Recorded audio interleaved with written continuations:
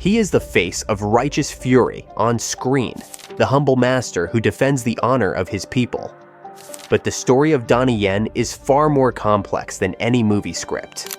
It's a gripping saga of a martial arts prodigy who fought his way from the tough streets of Boston to the pinnacle of global stardom.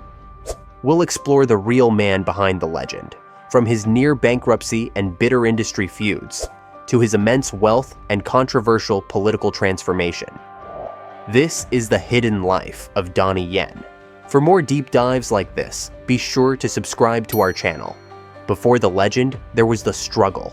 Before the world knew him as the serene Grandmaster Ip Man, Donnie Yen was a tempest of ambition and raw talent, a young man forged in the fires of discipline and rebellion. His story didn't begin in a film studio, but in the home of a martial arts master, his own mother. From his earliest days in Guangzhou, China, and later in the bustling streets of Hong Kong, the language of martial arts was his native tongue. He learned the fluid grace of Tai Chi and the powerful forms of Wushu, not as a hobby, but as a part of his very being. When his family moved to Boston in the 1970s, the boy found himself in a new world. Amid the unfamiliar culture, he found a sanctuary in the dark, sticky-floored theaters of Boston's Chinatown. He would skip school to watch kung fu movies, mesmerized by the larger-than-life heroes on screen. He wasn't just a passive observer, he was a student. He would absorb the movements, the styles, the sheer energy of the performers, and then go home to practice, mimicking them with an uncanny precision. This cinematic education ignited a fire in him, a desire to not just copy the heroes, but to become one. His passion, however, led him down a dangerous path, and his concerned parents made a pivotal decision. To instill discipline and remove him from negative influences, they sent him back to China. He arrived in Beijing as a teenager, an outsider from America, and was accepted into the prestigious Beijing Wushu team. This was the pinnacle of martial arts training in China, the same institution that shaped his future on-screen rival, Jet Li. For 2 years, he endured a grueling regimen that pushed his body and spirit to their limits. The experience stripped away his youthful arrogance and replaced it with a profound understanding of martial arts as a science and an art form. He emerged not just as a fighter, but as a martial artist with a deep well of technique and a burning desire to innovate. His return to the world of film was not a glorious coronation. The Hong Kong film industry of the 1980s was a tough, unforgiving machine. He started as a stuntman, a nameless face in the background, taking falls and throwing punches. He finally landed his first leading roles, but stardom remained elusive. He was skilled, no one could deny that, but he was also different. He possessed a raw, explosive power that didn't always fit the mold of the graceful, almost dance-like choreography popular at the time. The turning point came in 1992. He was cast as the villain, General Naplan, in Once Upon a Time in China the Second, facing off against the industry's biggest star, Jet Li. The role was a revelation.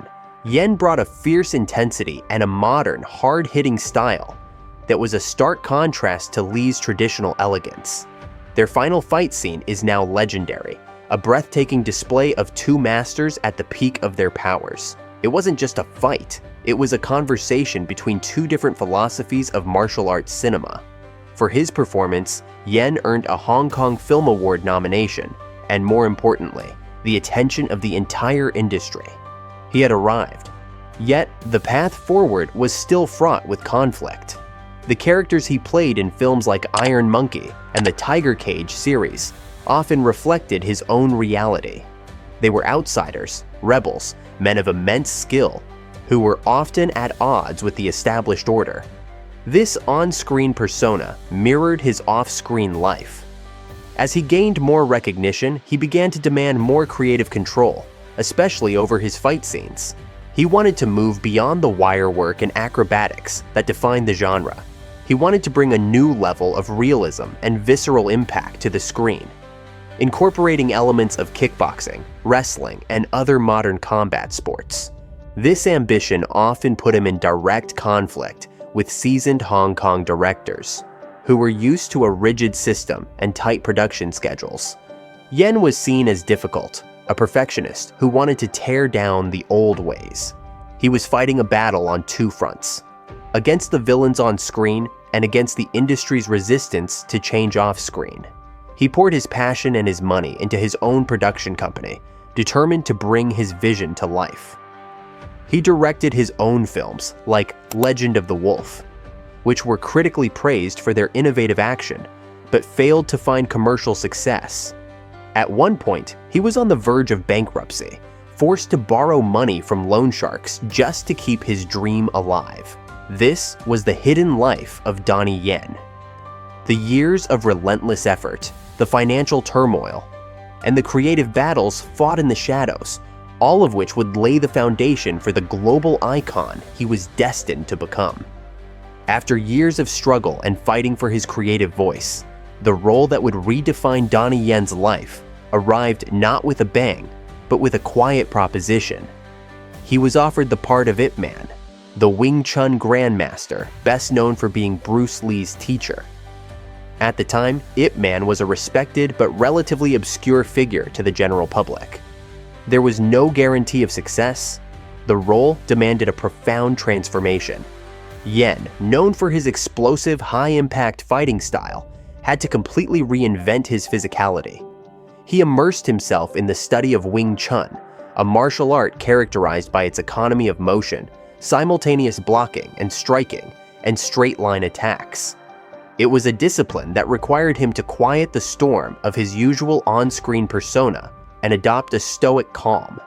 He had to become a man who was gentle in spirit, but devastating in action, a scholar and a family man who fought not for glory, but for dignity. When Ip Man was released in 2008, it struck a chord that no one could have predicted. The film was a phenomenal success, a cinematic lightning strike that electrified audiences across Asia and beyond. Yen's portrayal was a masterclass in subtlety and power. He wasn't just playing a martial artist, he was embodying a philosophy. His Ip Man was humble, righteous, and deeply patriotic, a hero who stood up to foreign aggressors during the Japanese occupation of China. This narrative of national pride resonated powerfully with mainland Chinese audiences, turning the film into a cultural event. Suddenly, Donnie Yen was no longer just an action star. He was a household name, an icon. The success sparked a global craze for Wing Chun, with martial arts schools everywhere seeing a surge in new students. The triumph of Ip Man fundamentally altered the landscape of his career. The financial rewards were immense, catapulting his net worth into the tens of millions and granting him the one thing he had fought for his entire professional life: power. He was now a box office kingpin, a producer with the clout to greenlight projects and dictate creative direction. He could finally execute his vision of modern action choreography without compromise. He was at the top of the mountain, having reached a level of success that silenced his former critics and validated his years of relentless effort. The Ip Man series continued with blockbuster sequels, each one cementing his image as the noble, reluctant hero who carried the honor of a nation on his shoulders. But just as his on-screen fame reached its zenith, a real-life drama threatened to tarnish his carefully crafted public image.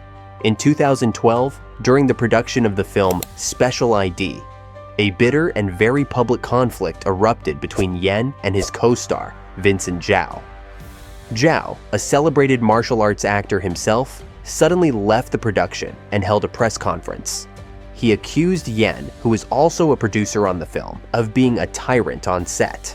Zhao claimed that Yen had unilaterally made massive changes to the script, systematically cutting down Zhao's role from a leading character to a minor antagonist. The most serious accusation was that Yen had used his power to have him unfairly fired from the movie. The scandal exploded across the entertainment world. Yen vehemently denied the allegations, stating that Zhao's departure was due to his own diva-like behavior and exorbitant demands. What followed was a messy war of words, with both actors releasing statements and giving interviews that painted two completely different pictures of the events. The dispute divided fans and fellow actors, forcing many in the industry to choose sides. It was a shocking look behind the curtain of blockbuster filmmaking, revealing a world of egos, power plays, and backroom battles. For the public, this was a jarring new view of Donnie Yen. The humble, honorable image of Ip Man was momentarily shattered, replaced by the portrait of a powerful industry titan who was accused of ruthlessly protecting his turf. The incident showcased an assertive, even combative side of his personality that had been hidden from the public eye. This period marked a fascinating and complex chapter in his life, where the line between his on-screen character and his real-life persona became increasingly blurred and, at times, starkly contradictory. On screen, he was the embodiment of righteousness, a man who fought against bullies and injustice. The Ip Man character was a defender of the weak, a symbol of moral integrity. In real life, however, the Vincent Zhao affair painted him as the powerful figure, the very person his on-screen alter ego would have stood up against. While he cultivated the discipline and dedication to martial arts that his famous character possessed, his real-life actions revealed a far more forceful and complex man navigating the treacherous currents of fame and power. The patriotic fervor of the Ip Man films began to stick to him, creating a public fusion of actor and role that would set the stage for the next and most controversial phase of his career. Having conquered Asia, Donnie Yen turned his sights toward Hollywood, not as a newcomer seeking a break, but as an established master arriving to claim his seat at the table. His transition was smoother and more impactful than those of many who had tried before him. He wasn't cast in generic villain roles or as a mere henchman. Instead, he landed parts that showcased both his incredible martial arts skill and a newfound gravitas. In Rogue One, a Star Wars story, he captured the hearts of a global audience as Chirrut Imwe, a blind warrior monk who was a devout believer in the Force. His character was the spiritual core of the film's ragtag group of rebels. The mantra he chanted while walking into a hail of blaster fire, "I am one with the Force and the Force is with me," became one of the most memorable lines in the entire Star Wars universe. He wasn't just a fighter, he was a source of wisdom and courage, a hero fighting against a tyrannical, galaxy-spanning empire.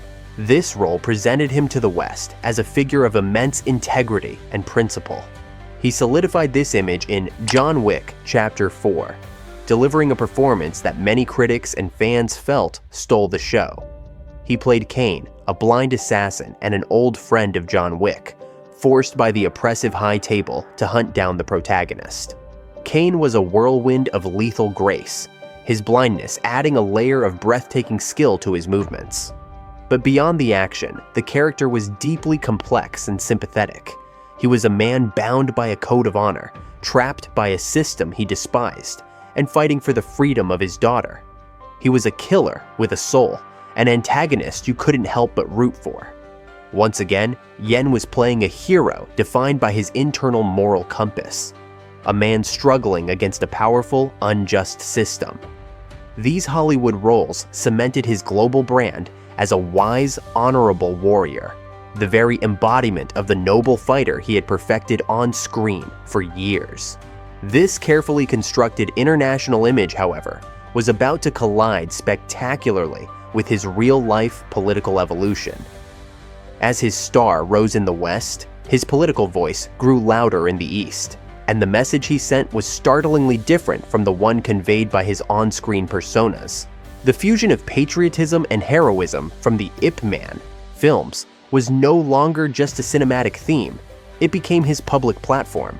The turning point was the 2019 pro-democracy protests in Hong Kong, a movement that saw millions take to the streets in a desperate fight to protect their city's autonomy and freedoms from Beijing's increasing control. While many artists remained silent or offered veiled support for the protesters, Donnie Yen was unequivocal. He publicly and repeatedly condemned the demonstrations, dismissing the participants' aspirations for democracy and labeling their actions as riots. This single word was a politically charged choice, aligning him with the official narrative of the Chinese government and delegitimizing a movement that had captured the world's sympathy. The backlash was swift and severe. For many in Hong Kong who had grown up watching his films, it felt like a profound betrayal. He was a Hong Kong star, yet he seemed to be siding against the very people who had made him famous. Online petitions calling for the Academy Awards to drop him as a presenter garnered tens of thousands of signatures. Pro-democracy activists and his critics worldwide began to point out the glaring hypocrisy. How could the man who played Ip Man, a hero who defended the Chinese people from oppression, now publicly stand with a government accused of oppressing its own people in Hong Kong, Xinjiang, and elsewhere?